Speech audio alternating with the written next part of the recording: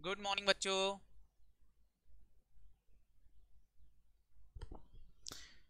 Very very good morning. बताएं बच्चों, क्या पढ़ा हमने? लास्ट कॉन्सेप्ट हमारा क्या क्या हमने देख लिया? हमने सीख लिया है असेट्स और लाइबिलिटी का क्या ट्रीटमेंट होगा, रिजर्व एंड सरप्लस का क्या ट्रीटमेंट होगा इस पूरे चैप्टर के अंदर। बोलो। अब जो पढ़ रहे हैं हम वो पढ़ रहे हैं हमारे लास्ट कॉन्सेप्ट को, रियलाइजेशन एक्सपेंसेस को। मैंने आपको कुछ कॉन्सेप्ट बता दिए थे रियलाइजेशन एक्सपेंसेस को लेकर के। क्या बताया था बच्चों? जल्दी जल्दी बताएं मेरे को। रियलाइजेशन एक्सपेंसेस कितने तरह के बताए हैं मैंने आपको? 3 तरह के रियलाइजेशन एक्सपेंसेस मैंने आपको बताए थे। कौन कौन से 3 तरह के रियलाइजेशन एक्सपेंसेस मैंने आपको बताए थे? First type of realisation expenses, बोलो। Related to specific asset. Very nice, related to specific asset. First type of expenses की चर्चा हम ऑलरेडी कर चुके थे कि रिलेटेड टू स्पेसिफिक असेट्स हो सकता है, उसी असेट से रिलेटेड हो सकता है। दूसरे टाइप का क्या हो सकता है? कॉमन फॉर ऑल हो सकता है। और तीसरा बेटा डिसोल्यूशन वर्क के लिए हो सकता है, मैं किसी बंदे को अपॉइंट करूं और उसको कोई सैलरी रेम्युनरेशन देना पड़े, या फिर पार्टनर खुद बोले कि ये सारा काम मैं ही निपटा लूंगा, आप मेरे को रेम्युनरेशन और सैलरी पे कर देना। क्या ये बात समझ में आई थी? बोलो। तो 3 तरह के बताए थे, उसमें से पहला तरीका ऑलरेडी बच्चों में पढ़ा चुका था आपको। फर्स्ट तरीका क्या बताया था मैंने? Realisation expenses related to specific asset है। क्या करेंगे ऑलरेडी सारे बच्चों को पता है। उस असेट को खरीदने बेचने रियलाइज करने का जो भी खर्चा होगा, हम क्या करेंगे? उस असेट की मार्केट प्राइस सेल प्राइस से वहीं डिडक्ट कर देंगे। सेल प्राइस वहीं कम कर दी तो बेटा रियलाइजेशन अकाउंट में कम अमाउंट जाएगा, तो फिर इस खर्चे को एंट्री करने की जरूरत नहीं। मैंने बोला था इसकी कोई एंट्री नहीं। समझ में आ गया था? तो हम बात कर रहे हैं second point. What is our second point? सारे बच्चे बताएंगे सेकंड पॉइंट क्या मैंने आपको बताया था। सेकंड पॉइंट था हमारा common for all. Common for all मतलब मैंने एक एग्जांपल बताया था आपको कि जैसे फॉर एग्जांपल भाई मैं एक एडवर्टीजमेंट दे रहा हूं, जो एडवर्टीजमेंट एक्सपेंसेस मेरे होंगे वो किसी एक असेट से ना होकर के सारी असेट से रिलेटेड हो सकते हैं। बोलो। जब बहुत सारी असेट से रिलेटेड वो एक्सपेंसेस होंगे तो फिर उनका ट्रीटमेंट कैसे करेंगे, दैट इज अ प्रॉब्लम। तो उसका ट्रीटमेंट करने का तरीका मैंने बच्चों आप सबको बता दिया था कि हम क्या करने वाले हैं। उसके लिए इसकी अकाउंटिंग हमको अलग से करना पड़ेगी। बोलो। क्योंकि कॉमन फॉर ऑल है तो आप किसी एक पर्टिकुलर असेट से तो उसको माइनस कर नहीं सकते, क्योंकि बेटा खर्चा जो किया है वो लैंड पे भी हुआ है, फर्नीचर पे भी हुआ है, सबके लिए एडवर्टीजमेंट एक साथ ही दिया है। सारी असेट को मेरे को एक साथ बेचना है, तो अब मेरे को सारी असेट जब एक साथ बेचना है तो मैं किसी एक को एक्सपेंसेस मान नहीं सकता। तो फिर मैं क्या करूं जब किसी एक चीज का एक्सपेंसेस नहीं मान सकता? तो मैंने बच्चों आपसे बोला था जब मैं किसी एक चीज का एक्सपेंसेस नहीं मान सकते हो तो फिर आपको इसको अलग से अकाउंट फॉर करना पड़ेगा। क्लियर बच्चों? बोलो। अब अलग से अकाउंट फॉर कैसे करेंगे, उसकी अकाउंटिंग कैसे करेंगे, बहुत अच्छे से समझना। आपको जब भी ये एक्सपेंसेस दिया हो तो आपको सबसे पहले तो ये सोचना है कि ये खर्चा कौन बियर करेगा, ये खर्चा किसके द्वारा बियर किया जा रहा है। दूसरी बात, इस एक्सपेंसेस का पेमेंट कौन कर रहा है, क्योंकि कई बार ऐसा होता है पेमेंट पार्टनर कर देते हैं, कई बार ऐसा होता है पेमेंट जो है वो फर्म कर देती है, कई बार ऐसा होता है कि बियर पार्टनर कर लेता है। तो ये सब बहुत लफड़े होते हैं। तो आपको हमेशा इस क्वेश्चन के अंदर देखना है बियर कौन कर रहा है और पे कौन करेगा। क्लियर? हेलो। आप ध्यान रखना आप किसकी बुक्स की अकाउंटिंग कर रहे हो, पार्टनर की बुक्स की कि फर्म की बुक्स की? हम फर्म की बुक्स। तो हम हमेशा फर्म के पॉइंट ऑफ व्यू से ही सोचेंगे। अगर फर्म के पॉइंट ऑफ व्यू से बियर या पेड वर्ड आया है तो ही हम अकाउंटिंग करेंगे, नहीं तो हम अकाउंटिंग नहीं करेंगे। मतलब ये पेड और बियर कौन कर रहा है, फटाफट बोलो। फर्म। तो हमारी बुक्स में एंट्री होगी, नहीं तो हमारी बुक्स में कोई एंट्री नहीं होगी। Is that clear? तो कौन सा वर्ड देखना है, ध्यान से समझो। कौन सा वर्ड आपको सोचना है, जल्दी जल्दी बताओ। पेड और बियर। पेड कौन कर रहा, बियर कौन कर रहा। That is very very important. Clear बच्चों? हेलो, अब ध्यान से देखना। अगर फर्म बियर कर रही है, कौन बियर कर रही है फटाफट बोलो? फर्म। तो बताओ बियर अगर फर्म कर रही है तो ये एक्सपेंसेस किसका माना जाएगा? बोलो। फर्म का। अगर फर्म बियर कर रही है तो ये एक्सपेंसेस फर्म का माना जाएगा। और मैं पहले ही पढ़ा चुका हूं, असेट का नाम रिलाइजेशन है, लाइबिलिटी का नाम रिलाइजेशन है, इनकम का नाम रिलाइजेशन, एक्सपेंसेस का नाम रिलाइजेशन। तो बताओ कोई सा भी खर्चा हो, मैं एक्सपेंसेस ऑलवेज डेबिट होते हैं, किस नाम को डेबिट करूंगा? स्पेसिफिक एडवर्टीजमेंट एक्सपेंसेस को डेबिट करूंगा कि सीधा रिलाइजेशन वर्ड को डेबिट करूंगा? बोलो। हमने ये पढ़ा है एक्सपेंसेस ऑलवेज डेबिट, ये तो पढ़ रखा है सबने। बोलो। तो भले एग्जाम में लिखा हुआ है एडवर्टीजमेंट एक्सपेंसेस किया या किसी को सैलरी दी, कमीशन दिया, आपको एक ही वर्ड याद रखना है, कौन सा? Realisation account. हम पहले ही पढ़ लिए इस चैप्टर के अंदर, इनकम, असेट, लाइबिलिटी, एक्सपेंसेस सबका नाम क्या है? रिलाइजेशन। तो अगर फर्म बियर कर रही है तो फिर हम रिलाइजेशन अकाउंट को डेबिट करेंगे, नहीं तो रिलाइजेशन अकाउंट डेबिट नहीं होगा। क्लियर बच्चों? हेलो। दूसरी और इंपॉर्टेंट बात, पेमेंट। अगर फर्म ने पेमेंट किया है तो ही हम कैश एंड बैंक अकाउंट को क्रेडिट करेंगे, नहीं तो कैश एंड बैंक को क्रेडिट नहीं करेंगे। क्लियर? अब ध्यान से समझो।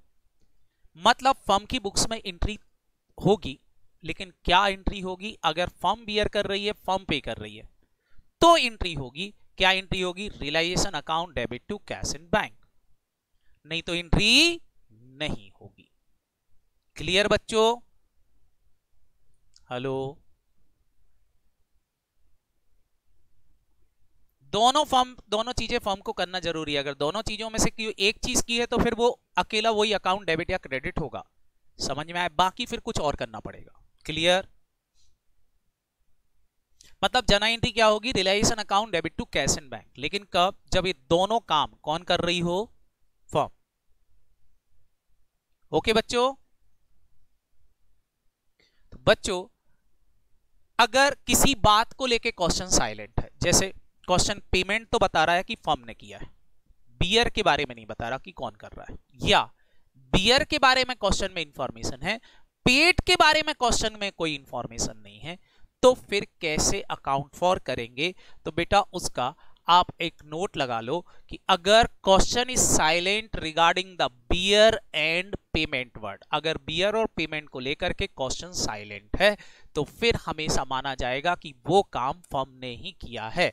वो काम किसने किया है? फटाफट बोलो। फर्म ने किया है। यू एज्यूम्ड कि वो काम कौन कर रही है? फटाफट बोलो। फर्म कर रही है।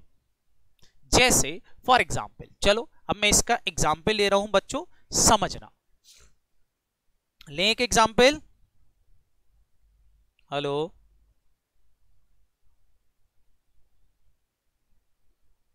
चलो मैं एक एग्जाम्पल ले रहा हूं बच्चों, यहां ध्यान से देखना ताकि आपको क्लियरिटी रहे कि अकाउंटिंग में कौन से पॉइंट पर हमको ज्यादा ध्यान देना है। देखो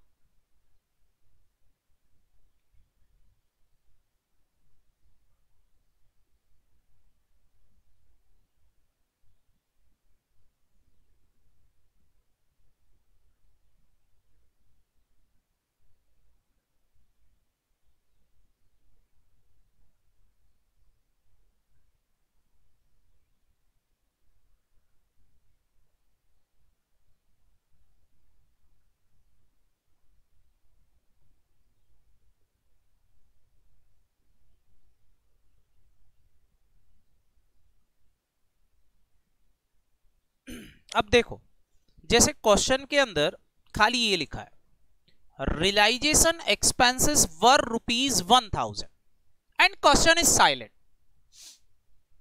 बताओ मेरा अजम्पशन। अब बताओ क्वेश्चन में कहीं लिखा बियर कौन कर रहा, पे कौन कर रहा? बोलो। नहीं। तो क्या अजम्पशंस होगा इस क्वेश्चन के अंदर आपका? फटाफट बोलो।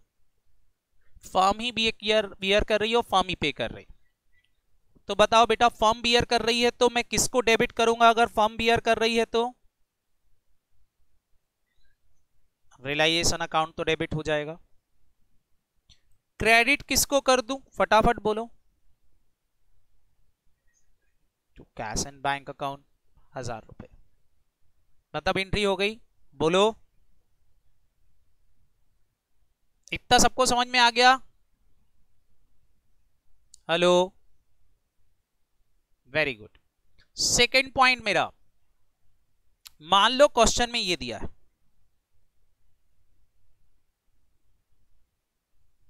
realization expenses paid by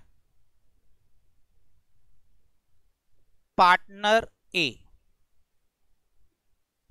₹2000।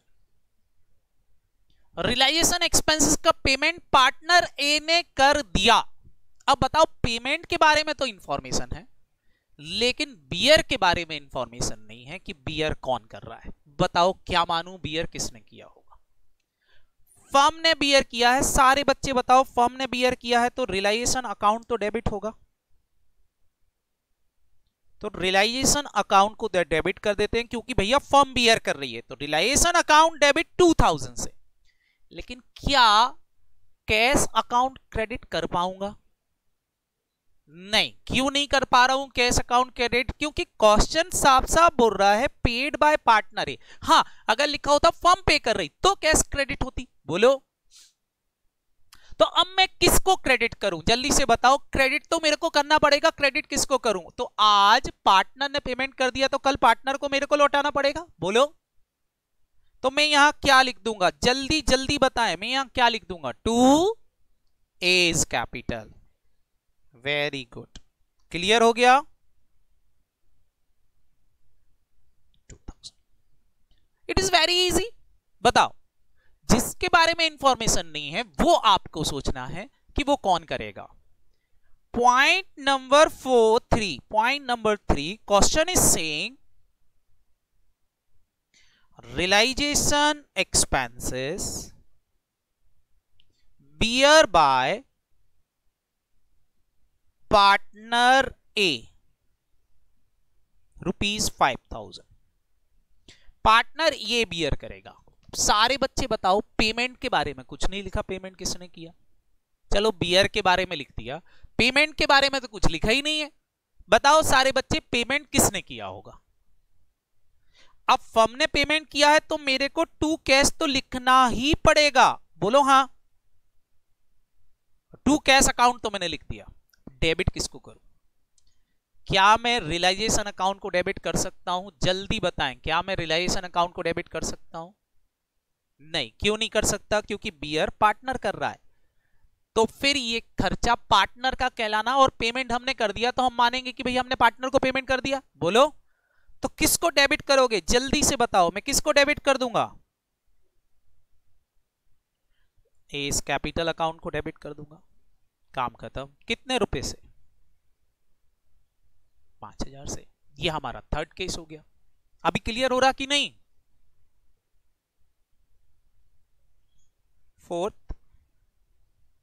Fourth point is, question is saying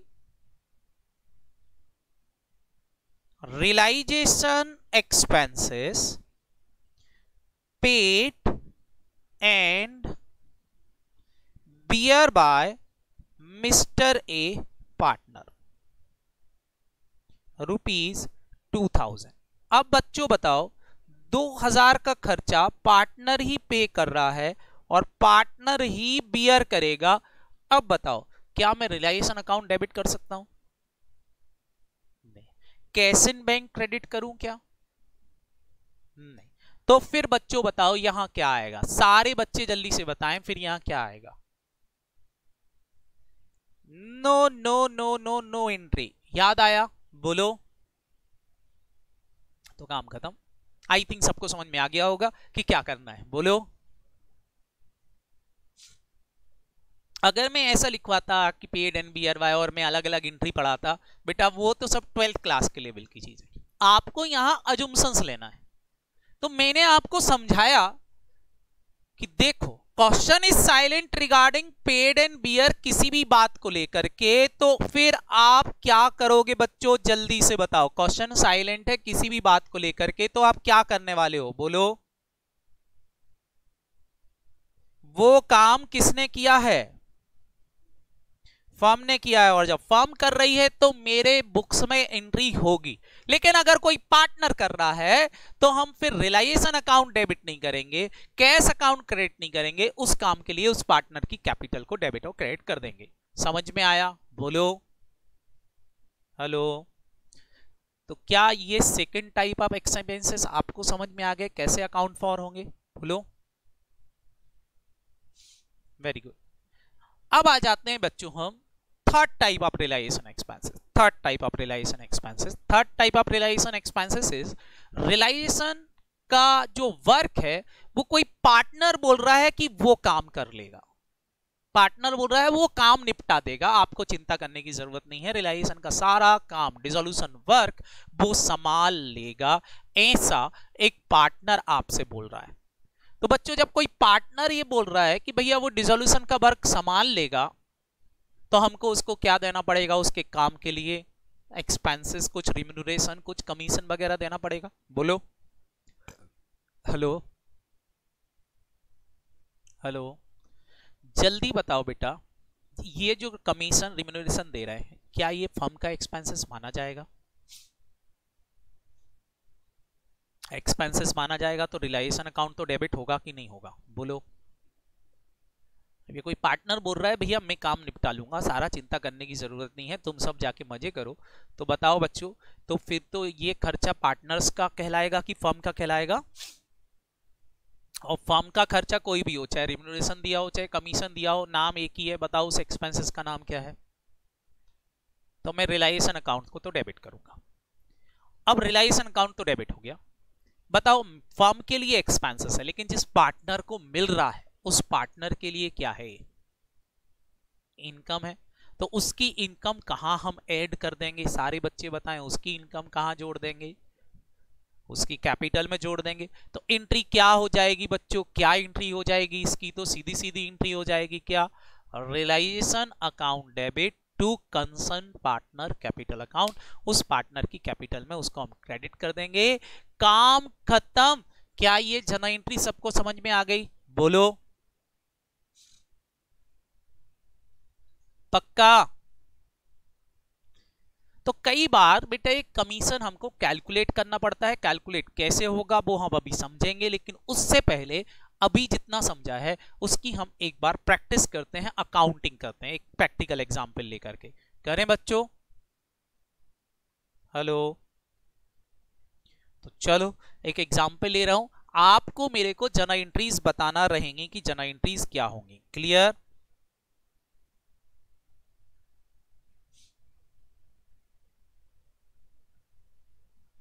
तो चलो बच्चों ले लेते हैं एक एग्जांपल।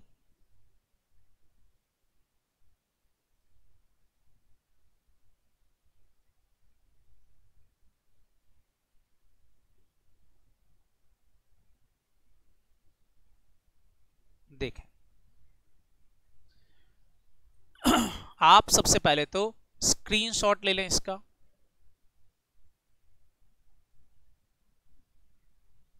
ले लिया बच्चों?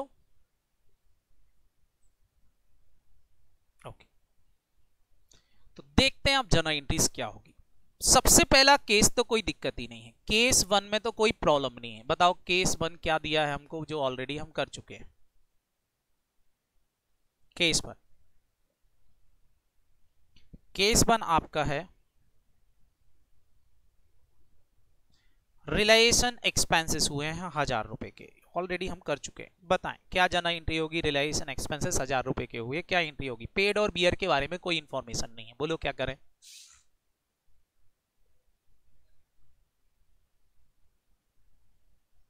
रिलायेशन अकाउंट डेबिट टू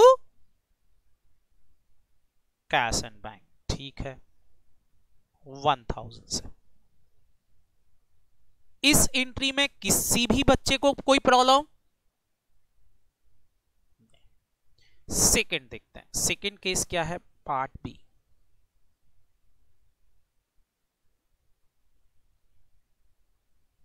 बोल रहे हैं realisation expenses amount ₹1000 paid by partner X. Partner X payment करेगा। सारे बच्चे बताओ क्या इस क्वेश्चन में बियर वर्ड बताया? बियर कौन कर रहा है? क्या इंट मानू, बियर कौन करेगा? फर्म बियर करेगी तो बताओ, फर्म बियर करेगी तो मेरे को एक अकाउंट तो डेबिट करना ही है, बताओ कौन सा? तो रिलायंस अकाउंट तो डेबिट होगा 1000 से, लेकिन क्या अब मैं कैश क्रेडिट करूं? नहीं। तो क्या लिख दूं कैश की जगह पर, फटाफट बोलो? एक्स कैपिटल अकाउंट, एक्स की कैपिटल क्रेडिट होगी 1000 से, काम खत्म। क्लियर बच्चों? Hello. Point number 3, point number 3 देखो, पॉइंट नंबर 3 क्या बोल रहा है? पॉइंट नंबर 3 इज सेइंग, देखें, X a partner agree to take over the responsibility of completion the dissolution। वो बोल रहा है डिसोल्यूशन का सारा काम मैं निपटा लूंगा, एक्स बोल रहा है। मैंने कहा ठीक है निपटा ले भैया, अच्छी बात है। तो at an agreed the remuneration of rupees, लेकिन इसके बदले में वो रिम्यूनरेशन लेगा कितने रुपए का? 1000 का। तो ये अलग टाइप का एक्सपेंसेस हो गया। इसकी एंट्री तो मेरे को आती है। सारे बच्चे बताओ रिम्यूनरेशन देने की एंट्री क्या होगी? पहले तो इस रिम्यूनरेशन की एंट्री डाल देते हैं, बताओ क्या लिखूंगा इसको? तो रिलायंस अकाउंट डेबिट टू कैश लिखूंगा क्या? एक्स कैपिटल हमारी फर्म के लिए एक्सपेंसेस है, एक्सपेंसेस को डेबिट कर देंगे, और पार्टनर के लिए इनकम है, कैपिटल में ऐड कर देंगे। बोलो हेलो। तो ये तो हो गया रिम्यूनरेशन का मैटर खत्म। ये अलग टाइप का खर्चा था, हमने एंट्री डाल दी। अब दूसरा एंड कॉमन एक्सपेंसेस की बात चल रही है। And to bear all the reliance expenses, that is your common expenses. अब ये कॉमन एक्सपेंसेस की बात चल रही है, क्या ये बात समझ में आई? बोलो। रिम्यूनरेशन की एंट्री अलग डाल दी। अब रिलायंस एक्सपेंसेस बियर कौन करेगा? कौन बोल रहा है, कौन बियर कर लेगा? तो क्या मेरा रिलायंस अकाउंट डेबिट होगा? नहीं। Actual reliance expenses amount to ₹800 और खर्चा आया 800 रुपए का। खर्चा कितने का हुआ? 800 का। क्लियर? पर पेड बाय एक्स, और एक्स ने पेमेंट कर दिया उसका भी out of his private fund, अपने प्राइवेट फंड से। तो अब बताओ इन एक्सपेंसेस को, ये जो रिलायंस एक्सपेंसेस हैं कॉमन वाले, इनको बियर कौन कर रहा है? फटाफट बोलो। एक्स। और पेमेंट भी कौन कर रहा है? जल्दी से बताएं, पेमेंट भी किसने कर दिया है? एक्स ने। तो paid and bear by partner, बताओ बेटा क्या एंट्री होगी यहां पर? जब पार्टनर ही बियर कर रहा है, पार्टनर ही पे कर रहा है, तो क्या दूसरे वाले खर्चे की एंट्री होगी? बोलो। क्योंकि पेड भी वो कर रहा है और बियर भी वो कर रहा, केवल रिम्यूनरेशन की एंट्री होगी, कॉमन एक्सपेंसेस की एंट्री नहीं होगी। समझ में आया बच्चों? और देखते हैं, एक और पॉइंट दिया है बच्चों, एक और पॉइंट दिया है, point number 4।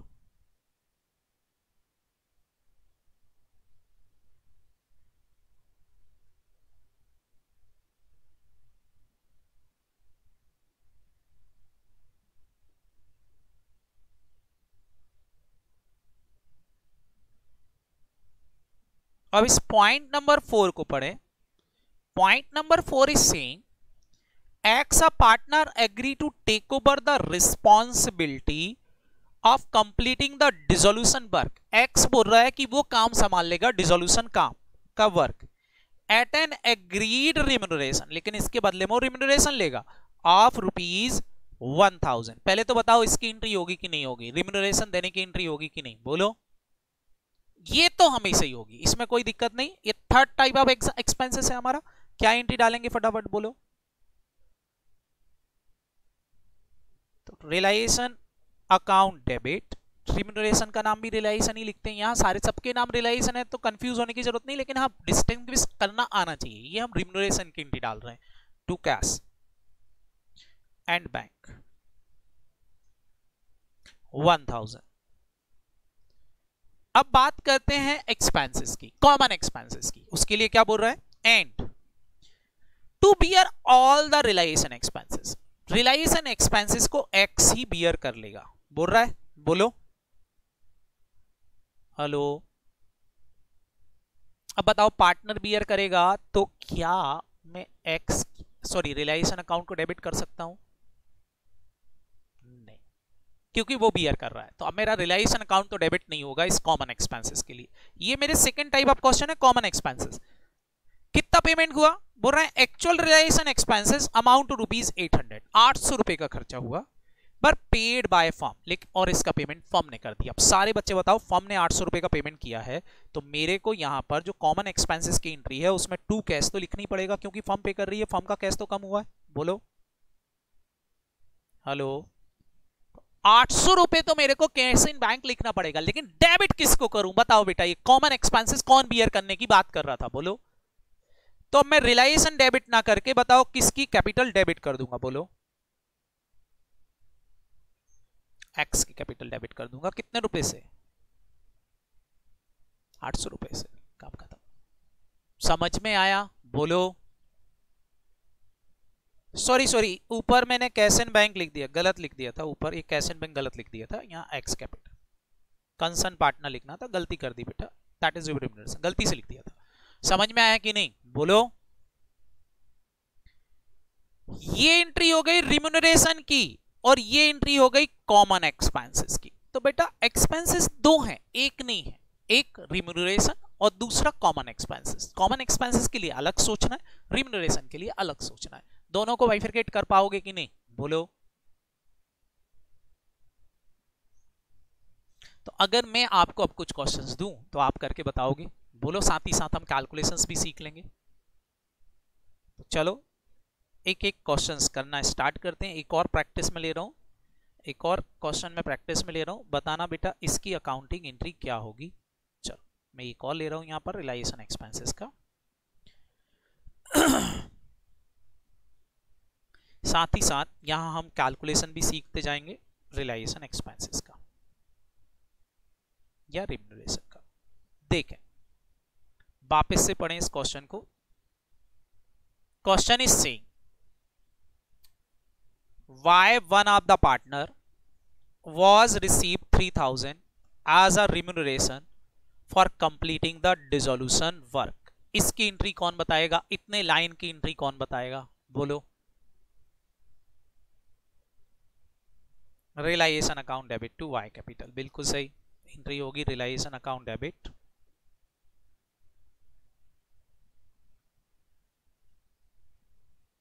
To Y capital. ये एंट्री तो किसकी हो गई, सारे बच्चे बताएं। ये एंट्री मैंने एक्सपेंसेस की डाली है या रिम्यूनरेशन की डाली है, बोलो। ये कोई कॉमन एक्सपेंसेस नहीं है, it is a remuneration paid, जो आपने रिम्यूनरेशन दिया है कितने रुपए का। It is not a realisation expenses, common expenses, it is in remuneration for dissolution work. तो इसकी एंट्री तो डाल दी हमने। फर्म के लिए खर्चा, पार्टनर के लिए इनकम, तो फर्म के एक्सपेंसेस डाल दिए P&L में, और पार्टनर के लिए इनकम है तो पार्टनर की कैपिटल में जोड़ दिया, काम खत्म। क्लियर, बोलो। आगे पढ़ो, क्या बोल रहा है, and was to bear realisation expenses, बोल रहे हैं ये बियर करेगा रिलाइजेशन एक्सपेंसेस। अब बताओ, अब जो एंट्री होगी वो हो रही है आपके कौन से एक्सपेंसेस की, जल्दी से बताएं। अब जो एंट्री डाल रहे हो वो है आपके कॉमन एक्सपेंसेस। कौन से एक्सपेंसेस, कॉमन। तो बच्चों कॉमन एक्सपेंसेस तो आपने पढ़ रखे हैं ना, बोलो।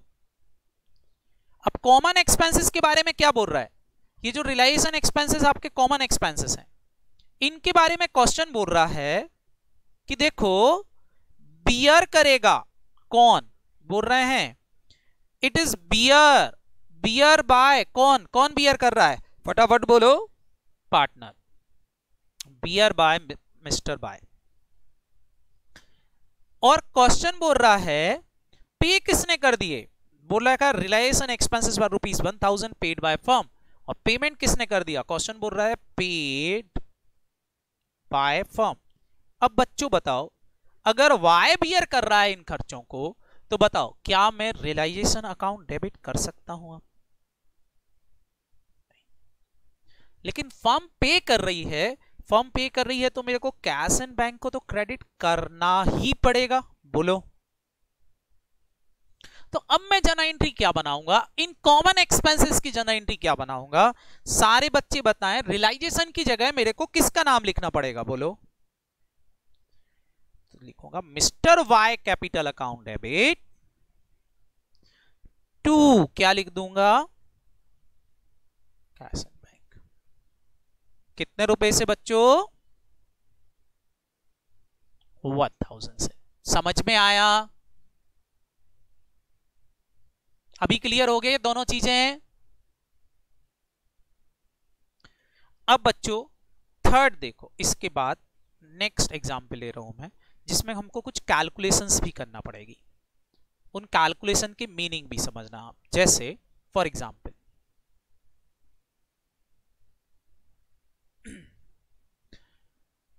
ये बच्चों जो रिम्यूनरेशन दिया जाता है या कमीशन दिया जाएगा, ये रिम्यूनरेशन जो दिया जा रहा है किसको दिया जा रहा है? फटाफट बोलो, ये रिम्यूनरेशन किसको दे रहे हैं या कमीशन की बात चल रही है? बताओ ये किसको दे रहे हैं? कंसर्न पार्टनर को। ये रिम्यूनरेशन या कमीशन हो सकता है बच्चों ये फिक्स हो। क्या हो? फटाफट बोलो। फिक्स्ड। भाई अभी जैसे क्वेश्चन में बोला था कि आपको 3000 रुपए देंगे, देयर आर फिक्स। बोलो। बट ये कमीशन या रिम्यूनरेशन परसेंटेज बेस्ड भी हो सकता है। सर परसेंटेज बेस्ड हो सकता मतलब? बेटा ये किसी चीज पर परसेंटेज करने के लिए बोल सकते हैं, बोल सकते हैं परसेंटेज ऑफ असेट रियलाइज। जितना असेट से पैसा रियलाइज करोगे, मतलब जितने की असेट बेचोगे उस पर ले लेना। बोलो, तो असेट रियलाइज पर हो सकता है। और बेटा percentage of net asset realise हो सकता है। सर नेट असेट रियलाइज मतलब बेटा असेट माइनस लायबिलिटी, पेमेंट करने के बाद जो असेट बच गई आपके पास उन असेट्स पर हो सकता है। और percentage of payment to partner हो सकता है। तो भाई पार्टनर को जितना पेमेंट दोगे उस पर ले लेना। क्या ये बात क्लियर हो रही? बोलो। तो ये परसेंटेज जब दिया होगा, अगर देखो बेटा फिक्स है तो कोई दिक्कत नहीं, जर्नल एंट्री बहुत इजी है। बट जब परसेंटेज दिया होगा तो पहले जर्नल एंट्री डालने से पहले मेरे को क्या करना पड़ेगा? सारे बच्चे बताएं मेरे को क्या करना पड़ेगा? बोलो। कैलकुलेशंस करना पड़ेगी। तीनों की कैलकुलेशंस कैसे होगी वो मैं आपको समझा रहा हूं। सबसे पहले मैं ले रहा हूं परसेंटेज ऑफ असेट्स रियलाइज को। फर्स्ट केस ले रहा हूं मैं, परसेंटेज ऑफ असेट रियलाइज। ठीक है, बोलो। हेलो। तो चलो फर्स्ट केस लेते हैं हम, percentage of assets realise. Example लेते हैं इसका, देखो।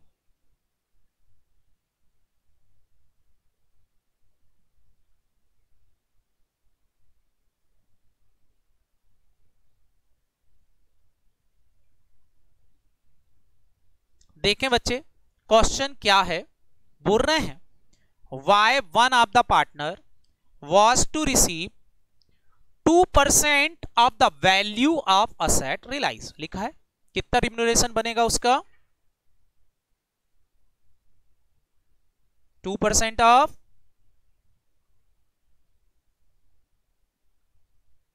वैल्यू ऑफ असेट्स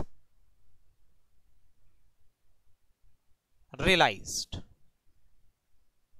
असेट से जो भी वो रियलाइज करेगा उसका 2% उसको रिम्यूनरेशन दिया जाएगा। हेलो, आ रही बच्चों आवाज? ओके।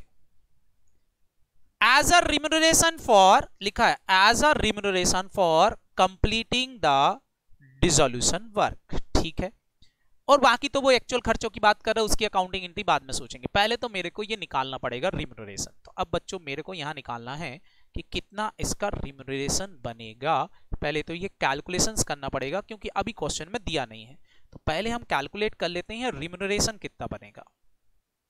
रिम्यूनरेशन कैसे निकालेंगे, उसके लिए चाहिए मेरे को असेट से कितना रियलाइज्ड हुआ।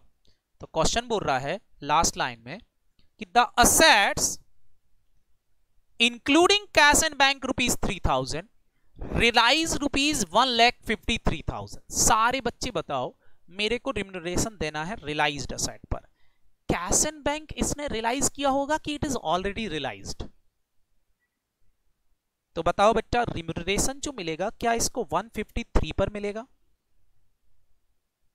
3,000 कैश एंड बैंक जो ऑलरेडी रियलाइज्ड है उस पर तो इसको मिलेगा नहीं, बोलो। तो 1,50,000 पर कितने परसेंट रिम्यूनरेशन बनेगा इसका? 2%। बताओ अमाउंट कितना हो गया? 3,000 आ गया। 3,000। बताएं इसकी एंट्री क्या होती है? रिम्यूनरेशन की एंट्री आपको ऑलरेडी आती है, क्या एंट्री होगी बोलो? रियलाइजेशन अकाउंट डेबिट टू कौन सा पार्टनर था? Y capital account. कितने रुपए से होगी और एंट्री? 3,000। इसमें किसी को कोई दिक्कत? हेलो। अब कॉमन एक्सपेंसेस की बात कर लेते हैं। ये तो रिम्यूनरेशन की बात हो गई, अब बात कर लेते हैं रियलाइजेशन एक्सपेंसेस की। There are common expenses. तो रियलाइजेशन एक्सपेंसेस की बात कर लेते हैं। रियलाइजेशन एक्सपेंसेस के बारे में भी क्वेश्चन इज सेम। क्या बोल रहा है रियलाइजेशन एक्सपेंसेस के बारे में? बोल रहे हैं कि जो खर्चा है ये बियर करेगा। कौन बियर कर रहा है? फटाफट बोलो, ये कौन बियर कर रहा है? वाई ही बियर कर रहा है। ये बोल रहे हैं bear Y by mister Y. ये मिस्टर वाई ही बियर कर रहे हैं। अब मेरे तो खाली पेमेंट के बारे में और बता दो क्या बोल रहे हैं। Realisation expenses were ₹1,000 paid by mister by. और पेमेंट भी किसने कर दिया है? इस रियलाइजेशन के 1,000 का पेमेंट भी किसने कर दिया है? बताओ बेटा, जो ₹1,000 का खर्चा है ये बियर भी पार्टनर कर रहा है, पेमेंट भी बाय ने कर दिया है। बताओ इसकी एंट्री क्या होगी? इसकी एंट्री करने की जरूरत नहीं क्योंकि ये फर्म का खर्चा ही नहीं। बोलो। कैश एंड बैंक क्रेडिट नहीं होगी, तो खाली एक एंट्री होकर रह गई realisation expenses, realisation account debit to Y capital. Clear? ये हमारा केस हो गया जिसमें वैल्यू ऑफ असेट रियलाइज था। सेकंड केस देखते हैं, परसेंटेज ऑफ। सेकंड केस देखते हैं, percentage of net assets realised. ध्यान से समझना, अगर एग्जाम में क्या लिखा है? Percentage of net asset realise. तो नेट असेट का मतलब समझो। नेट असेट का मतलब होता है बेटा, नेट असेट का मतलब होता है asset realised minus liability paid. जो उसने लाइबिलिटी का पेमेंट कर दिया है वो माइनस कर दो। क्लियर बच्चों? इतना क्लियर है? बोलो जी बेटा, मैं कर देता हूं। ऋषि बेटा आपके यहां से आवाज आ रही है? ऋषि। तो जना एंट्री क्या होगी? असेट रियलाइज माइनस, सॉरी जना एंट्री नहीं, कैलकुलेशन। नेट असेट का मतलब क्या है? Asset realise minus liability paid. तो ये हमारी नेट असेट कहलाएंगी। अगर एग्जाम में नेट वर्ड जुड़ गया तो, खाली असेट लिखा था तो हमने बेटा ग्रॉस वैल्यू ली थी, बट नेट लिखा है तो असेट में से पहले आपको लाइबिलिटी माइनस करना पड़ेगी। They are after applying percentage, उसके बाद फिर परसेंटेज अप्लाई करना पड़ेगा। फॉर एग्जाम्पल, मैं एक एग्जाम्पल उठा रहा हूं, यहां देखो।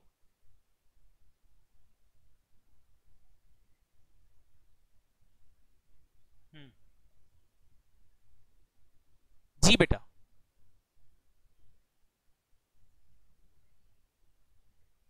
Common expenses. कॉमन एक्सपेंसेस होंगे तो माइनस हो ही जाएंगे, वो तो फिर असेट का जो अमाउंट आ रहा है वो आएगा जो आपके पास कैश आया। क्लियर है कि नहीं? बोलो।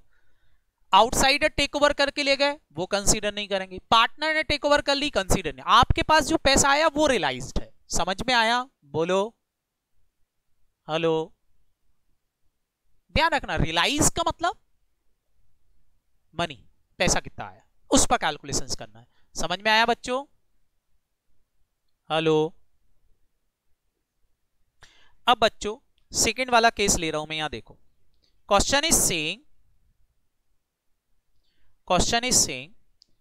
why one of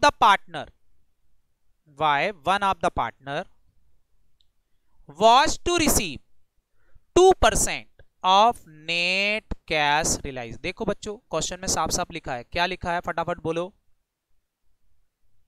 net cash realise लिखा है कि नहीं, बोलो। अब आप समझो बच्चों, नेट कैश रियलाइज का मतलब क्या कहलाना, कैश पैसा। अगर पार्टनर ले जा रहा होता तो भी कंसीडर नहीं करते क्योंकि उसके बदले में पैसा नहीं आया। आउटसाइडर टेक ओवर करके ले गया तो भी पैसा नहीं आया। समझ में आया कि नहीं, बोलो। तो बच्चों यहां पर जब मैं कैलकुलेशंस करूंगा नेट कैश रियलाइज का 2% ऑफ नेट कैश रियलाइज, तो बच्चों तब जाके मेरा क्या आएगा, यहां पर रिम्यूनरेशन आएगा। किसका, फटाफट बोलो, रिम्यूनरेशन किसका, बोलो। पार्टनर का। तो अब नेट कैश रियलाइज के लिए मेरे को चाहिए कि भैया पैसा पहले कितना था और अब कितना हो गया है और कितने रुपए का मैंने गुड्स बेचा है। तो देखो क्वेश्चन बोल रहा है कि the assets including cash and bank ₹3,000 realise ₹1,50,000। Asset से रियलाइज हुआ 1,53,000 and cash paid to outside liability ₹40,000 और उस 40,000 रुपए की लाइबिलिटी का पेमेंट कर दिया। बच्चों मेरे को बताओ, सबसे पहले तो कैश रियलाइज कितना मानूं, बताओ। 153 मानूं कि 150 मानूं, बोलो। 150 क्यों, 150 क्यों? 3,000 तो पहले से ही रियलाइज्ड है, उसको कंसीडर नहीं करेंगे। मतलब यहां कितना लेंगे, फटाफट बोलो। 1,50,000। अब बताओ इसमें से कितना आउटसाइडर को पेमेंट कर दिया है, 40। ये माइनस हो गया, ऊपर ये माइनस नहीं हुआ था बट यहां माइनस करना पड़ेगा क्योंकि यहां नेट कैश रियलाइज लिखा है। क्लियर, बोलो। Multiply by 2%। बताओ बच्चों कितना रिम्यूनरेशन बना इसका, हाँ 2,200। सारे बच्चे बताएं इसकी एंट्री क्या होगी, 2,200 रुपए की एंट्री क्या होगी, बोलो। Realisation account debit to concern partner capital. तो realisation account debit to concern partner, concern partner कौन था, mister Y capital. 2,200। It is easy, बोलो। हेलो। ये आ गया हमारा रिम्यूनरेशन, एंट्री भी हो गई। आगे पढ़ो और क्या बोल रहा है। अब इस रियलाइजेशन एक्सपेंसेस की बात करना है भैया, रियलाइजेशन एक्सपेंसेस की बात कर लेते हैं। अब ये खर्चे रिम्यूनरेशन के पचड़े से निपटे तो खर्चे की, यहां हमको दो बातें पता करना पड़ती हैं। बताओ क्या क्या, बियर कौन कर रहा है और पे किसने किया है। ये दो चीजें मिल जाए तो काम खत्म। पढ़ो क्या बोल रहे हैं। And was to bear the realisation expenses, मतलब बियर बाय कौन हो गया, मिस्टर वाई। हेलो। और लिखा रियलाइजेशन का खर्चा हुआ 1,000 रुपए का। नहीं बताया पे किसने किया, नहीं बताया पे किसने किया। सारे बच्चे बताएं, लिखा है खाली पेमेंट हुआ है 1,000 का, लेकिन बताया नहीं पे किसने किया। बताओ बेटा किसका मानेंगे, किसने पे किया होगा, बोलो। फॉर्म ने, जनरल एंट्री बोलो अगर फॉर्म ने पे किया होगा तो। फटाफट फटाफट जनरल एंट्री बोलो। रियलाइजेशन अकाउंट तो डेबिट होगा नहीं, लेकिन कैश एंड बैंक क्रेडिट करना पड़ेगा, तो टू कैश एंड बैंक लिख देते हैं क्योंकि फर्म पे कर रही है। 1,000 रुपए से ये एंट्री होगी। समझ में आ गया, बोलो। That is over common expenses है। कॉमन एक्सपेंसेस की अकाउंटिंग हो गई, ऊपर रिम्यूनरेशन की अकाउंटिंग हो गई, काम खत्म। क्या दोनों में अब बाइफर्केशन हो पा रहा है आपको, बोलो। Very good. कई बच्चे क्या है बेटा, जिनके कॉन्सेप्ट कमजोर होते हैं, वो दोनों को एक ही मानते हैं, रिम्यूनरेशन और ये एक ही बात है। नहीं, दोनों क्या है, अलग अलग बातें। समझ में आया? थर्ड क्या मैंने बोला था, फटाफट बोलो, किस पर बेस्ड हो सकता है, फटाफट बोलो, परसेंटेज और payment to partner.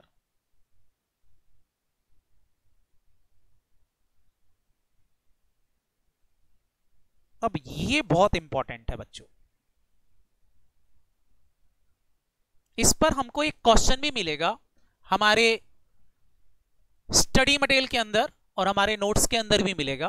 That is very very important concept, इसको जरा ध्यान से देखना। Percentage on payment to partner, partner के पेमेंट पर परसेंटेज कैसे कैलकुलेट होगा वो जरा ध्यान से देखना, ताकि आपको उस समय याद रहे जब मैं क्वेश्चंस करवाऊं इसका।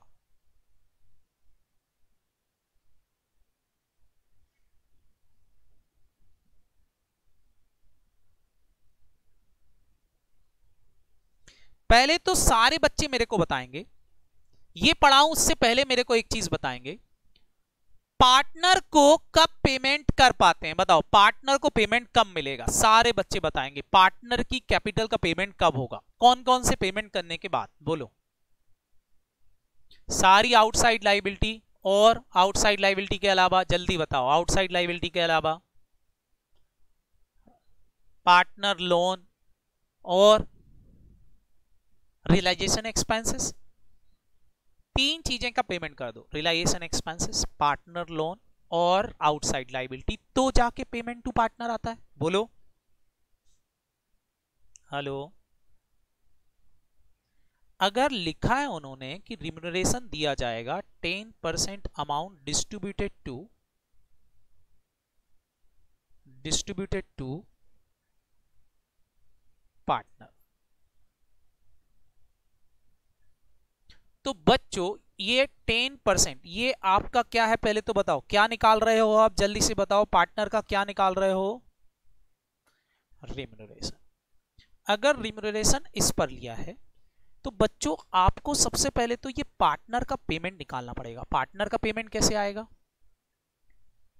All assets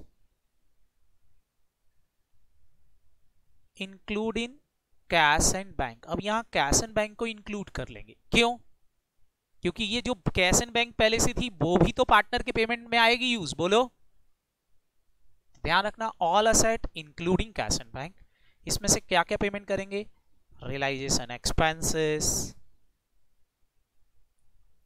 outside liability, partner loan,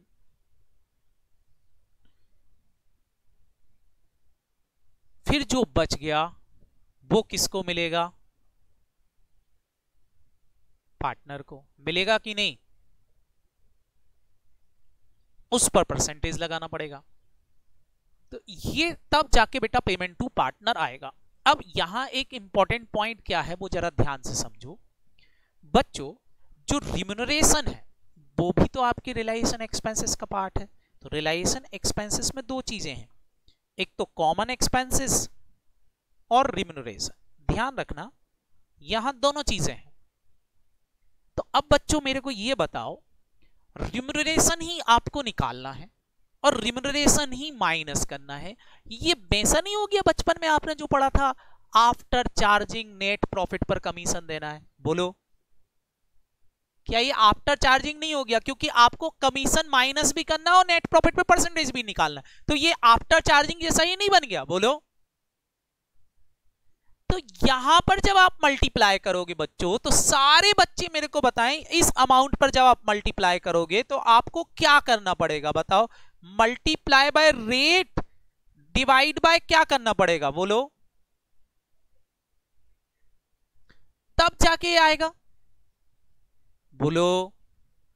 क्योंकि रियलाइजेशन एक्सपेंसेस में दो चीजें, रिम्यूनरेशन भी माइनस करना, अरे वही तो निकाल रहा है और वही माइनस करना है, तो जब तक निकलेगा नहीं तब तक कैसे माइनस निकालेंगे, करेंगे। तो बेटा ये बिल्कुल वैसा नहीं हो गया आफ्टर चार्जिंग सच कमीशन करके हम बचपन में 11th क्लास में कैलकुलेशन कर लेते थे कमीशन नेट प्रॉफिट से, बोलो, और शायद आप यही फॉर्मूला लिखते थे।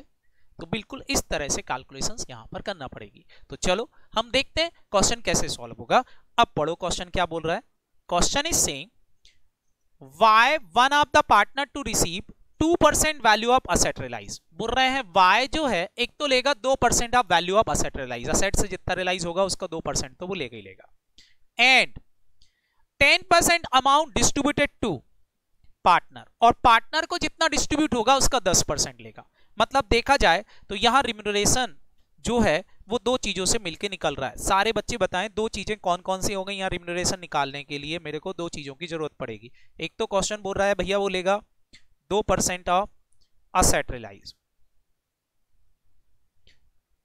Plus 10% of payment to partner. बोलो, ये इसका रिम्यूनरेशन होगा। इतना क्लियर है बच्चों? हेलो। एंड लिखा है and was to bear the realisation expenses. अब पार्टनर बियर कर रहा है कि फर्म बियर कर रही है? बोलो। अगर पार्टनर बियर कर रहा है, ध्यान से सुनना, तो फिर क्या खर्चा फर्म का माना जाएगा?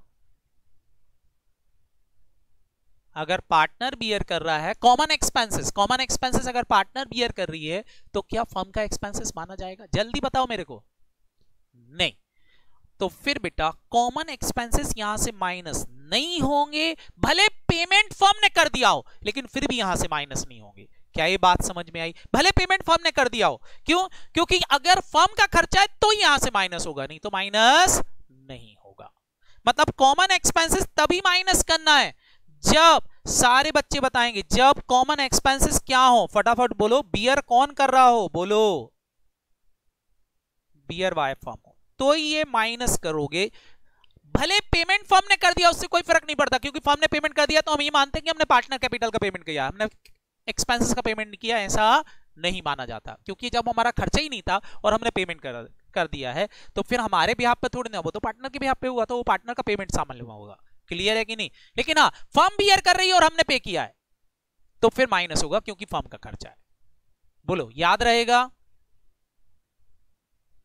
तो यहां तो चलो कॉमन एक्सपेंसेस की बात ही नहीं होगी। अब कॉमन एक्सपेंसेस से मेरे को कोई दिक्कत नहीं, मतलब ये 1000 रुपए से मेरे को कोई लेना देना नहीं है। मतलब अब रियलाइजेशन एक्सपेंसेस मेरे लिए केवल क्या कहलाना? रिम्यूनरेशन कहलाना कि नहीं? बोलो। हेलो। आगे क्या बोल रहे हैं? बोल रहे हैं the asset including cash and bank ₹3000 realise 1,53,000। बताओ, इसका एक पार्ट तो आप निकाल सकते हो, ये 2% वाला पार्ट निकाल सकते हो कि नहीं? कितना आ जाएगा? 2% ऑफ 1,50,000, तो ये तो आ गया कितना? 3,000 प्लस। अब मेरे को चाहिए 10% ऑफ पेमेंट टू पार्टनर, लेकिन उसके लिए चाहिए मेरे को पेमेंट टू पार्टनर। चाहिए कि नहीं बच्चों? पेमेंट टू पार्टनर कैसे आएगा? सबसे पहले लेंगे हम assets, sorry cash and bank भी कंसीडर करेंगे, मैं अलग से लिख रहा हूं। Cash and bank, cash and bank कितना था? 3,000 प्लस, सारे बच्चे बताएं क्या जोड़ दूं? Assets realise. असेट से कितना रियलाइज्ड हो गया? अब इससे पेमेंट कर रहे हैं, किस किस का पेमेंट करेंगे? Less realisation expenses. Realisation expenses में बताएं बेटा दो तरह के खर्चे होते हैं, कॉमन, क्या कॉमन एक्सपेंसेस फर्म बियर कर रही है, और दूसरा रिम्यूनरेशन। बताएं, रिम्यूनरेशन निकालना था लेकिन कितना रिम्यूनरेशन तो आप निकाल चुके हो, जो निकाल चुके वो तो उड़ा दूं। और इसके बाद सारे बच्चे बताओ क्या? आउटसाइडर लाइबिलिटी कितनी है? बोल रहे हैं 40,000। 40,000 रुपए का पेमेंट कर दूं। अब बताओ यहां जो बैलेंस बच गया, कितना बैलेंस बच गया?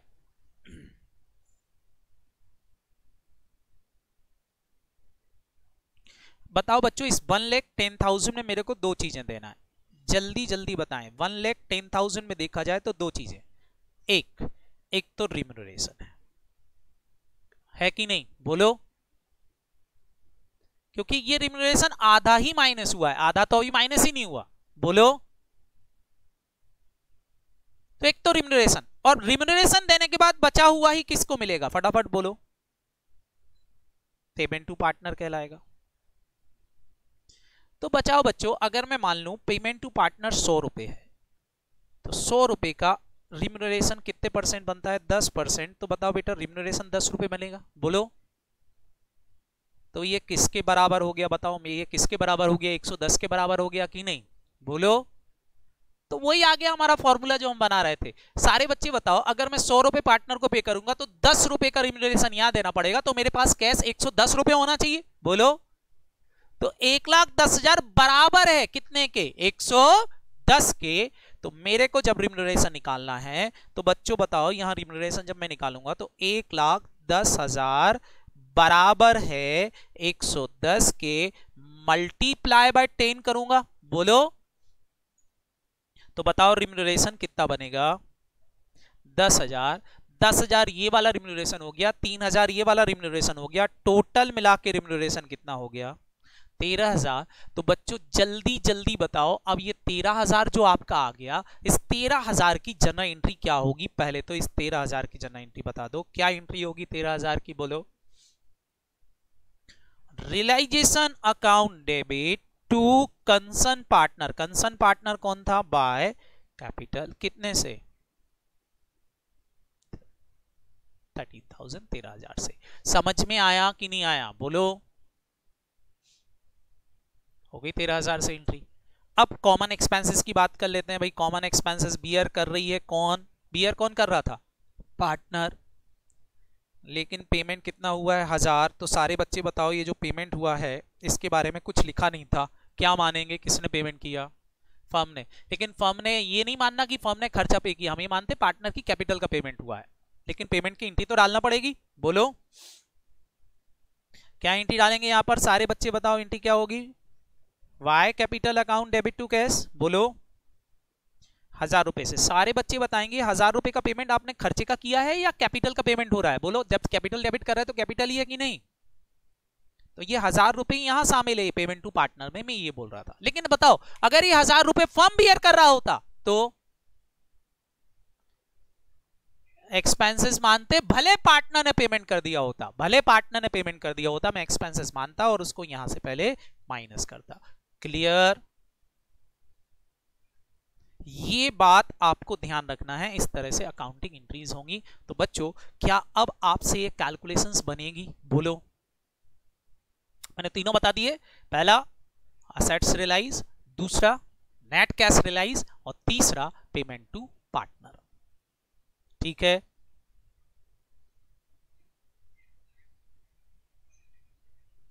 जी बेटा, आप सभी के ले लें, इसका ही लेना है।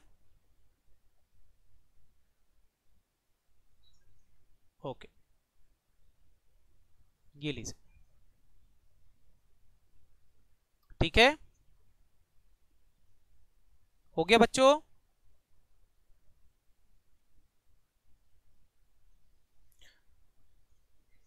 It is very easy. बस बेटा यहां एक ध्यान रखने वाली बात है, कॉमन एक्सपेंसेस कब माइनस होंगे कब नहीं होंगे, बताओ। कब माइनस करोगे? अगर कौन बियर कर रहा है? फर्म। तो ही माइनस करेंगे, नहीं तो माइनस नहीं करना है, ध्यान रखना। समझ में आ गया, बोलो। तो ये था बच्चों हमारा रियलाइजेशन एक्सपेंसेस का कॉन्सेप्ट। अब मेरी तरफ से सारे कॉन्सेप्ट जो हैं वो खत्म है। अब हम क्वेश्चन सॉल्व करना स्टार्ट कर सकते हैं हमारे इस चैप्टर के। क्या आपको सारे कॉन्सेप्ट अच्छे से क्लियर हो गए? तो बच्चों अगर मैं आपको एक क्वेश्चन दूं जिसमें आपको केवल जनरल एंट्रीज डालना है, तो क्या वो जनरल एंट्रीज आप डाल के बताओगे, बोलो। तो मैं एक क्वेश्चन आपके लिए होमवर्क दूंगा जिसमें आपको जनरल एंट्रीज डालना रहेंगी। क्लियर? हेलो, ठीक है। तो मैं एक क्वेश्चन आपको दे रहा हूं, छोटा सा क्वेश्चन है, बस आपको केवल जनरल एंट्री डाल के बताना है, बाकी सब ठीक है क्वेश्चन के अंदर। ये लो एक क्वेश्चन आपके लिए।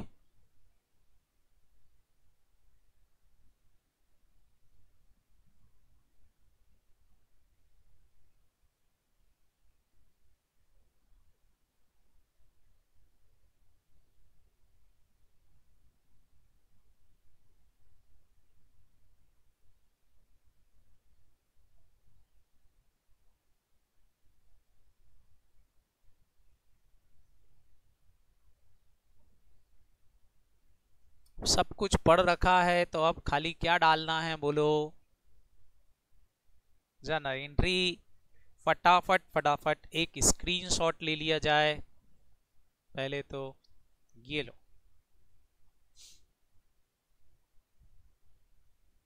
ले लिया, और ले लें बेटा नीचे तक का, सबके हो गए। ये क्वेश्चन आपका क्या रहेगा, होमवर्क, ठीक है। हेलो, लिख लिया बच्चों। इसमें थोड़ा सा एक एक एडजस्टमेंट करेंगे, कुछ मिसप्रिंट है। यहां लिखेंगे ई, फोर्थ पॉइंट में ए लिखा है, पेड बाय ए, उसकी जगह लिखेंगे ई।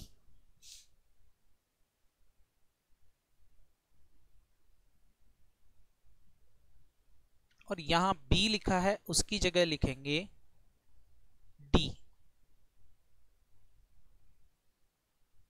क्या लिख लेंगे फटाफट बोलो, डी। ई पॉइंट में लिख लेंगे डी। ओके बच्चों,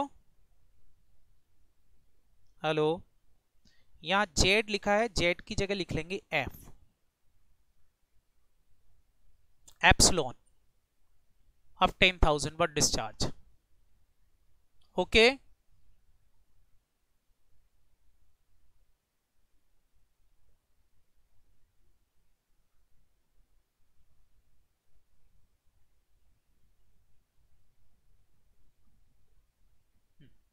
बाकी ठीक है, ये 2 जगह 3 जगह सही कर लो। बाकी आपसे क्वेश्चंस बनेगा, आपको केवल क्या डाल के मेरे को व्हाट्सएप करना है बच्चों, बताओ फटाफट क्या डाल के करना है। जर्नल एंट्री, क्या आप मेरे को जर्नल एंट्रीज डाल के इसको व्हाट्सएप कर रहे हो? ओके, जर्नल एंट्रीज डाल के आप मेरे को व्हाट्सएप करो इस क्वेश्चंस की। फिर कल से हम इसके हमारे क्वेश्चन स्टार्ट करेंगे। बेसिक एक बार कंप्लीट हो गया है। बेसिक के कितने बच्चे ऐसे हैं जिनका बेसिक छूट गया है स्टार्टिंग का, या कुछ भी किसी भी दिन का बेटा बेसिक अगर छूटा हुआ हो तो आप मेरे को भेज देना, मैं आपको वीडियो सेंड कर दूंगा, आप उसको देख लेना। Basic is very important. कल से ऐसा मान के चलना हमारा आईपीसीसी लेवल चालू होगा, ये इतना 12th लेवल पर पढ़ाया जाता है। समझ में आया कि नहीं बोलो, हेलो, क्या बेटा 12th का रिवाइज करवा दिया है मैंने, ठीक है। कल से मतलब ये मान के चलना, कल से हम क्वेश्चंस कर पाएंगे, इतना आता है तो उस लेवल पर हम जा पाएंगे बेटा, ये ही नहीं आता तो वो लेवल तो पढ़ने से मतलब ही नहीं फिर, ठीक है बोलो। लेकिन ऐसा मान के चलना लेवल यही है, बस लैंग्वेज का फर्क होता है, वो लैंग्वेज हमको समझना सीखना है, काम खत्म हो जाएगा। जन एंट्री तो यही होना है, अकाउंटिंग यही है बच्चों। ऐसा मानो डेबिट क्रेडिट की जो अकाउंटिंग आपने पढ़े थे रूल, वो रूल थोड़े ना चेंज होते हैं, चाहे आप सीए बन जाओ, चाहे एससीए कर लो, चाहे आप जाके कहीं भी चले जाओ, डेबिट क्रेडिट के रूल वर्ल्ड वाइज एक जैसे हैं, वहां कुछ चेंज नहीं होता, बस थोड़ा बहुत कॉन्सेप्ट इधर उधर होता है जो हमको समझ में आना चाहिए। इसलिए तो बच्चों हमने बेसिक बहुत अच्छे से पढ़ा, टाइम दिया मैंने पूरा, ताकि आपको बेसिक की क्लियरिटी रहे। अब आप देखना, आपसे आप क्वेश्चन फटाफट फटाफट बनेंगे, भले वो आईपीसीसी लेवल के हो, किसी भी लेवल के हो, ठीक है बोलो। इंटर लेवल के हो, आईपीसीसी हो, पी2 लेवल, दुनिया भर के जितने भी नाम इंस्टीट्यूट ने चेंज किए, अब कोई से भी क्वेश्चंस करोगे बनेंगे, ठीक है बच्चों।